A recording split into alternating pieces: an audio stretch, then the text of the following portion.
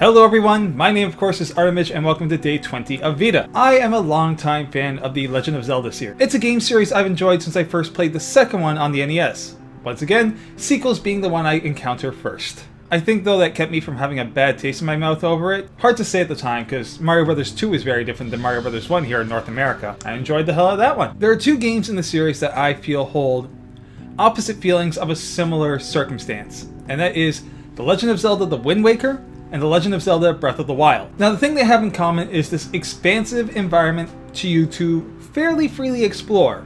Slightly less so with Wind Waker because you have a typical formulaic Zelda game. You have different dungeons, different items to collect, different skills to acquire. You expand your abilities as you expand Link's ability. Breath of the Wild, it's go, good luck.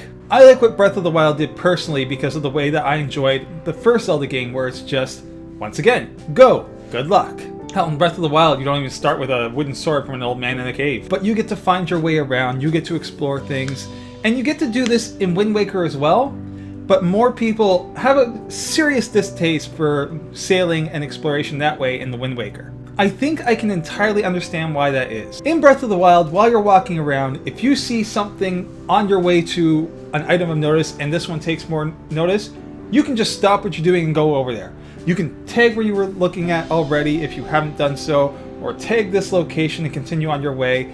You have the freedom to do so without any real hesitation. Hell, you don't even need to take these locations, just hope you'll remember. In Wind Waker, you're on a sailboat that is under the influence of the wind, which you do have control of, but you have to stop what you're doing and redirect it. Overall, I absolutely still enjoy the Wind Waker, though it's one of the two Zelda games that I have only beaten once.